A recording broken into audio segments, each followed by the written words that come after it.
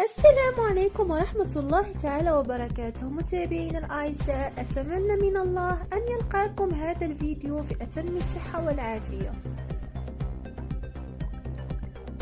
وخبر جديد أعزائي الكرام كالعادة عن جليلة المغربية، وتقول أن حبها لا زال مستمر لتامر حسني، وتقول أنها عاشت معه 11 سنة مليئة بالحب والغرام وأنها لم تنساه.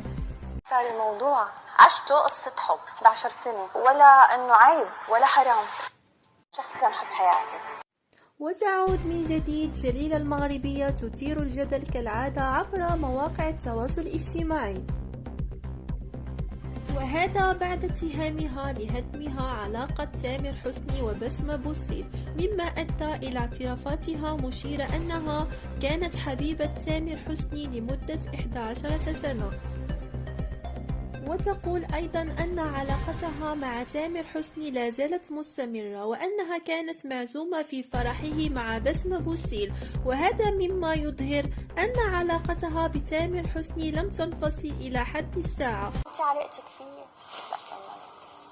هيدا الموضوع كان توب سيكريت، لما بيوصل الموضوع لشرفي وعرضي وبيي وامي لا بدي اطلع احكي.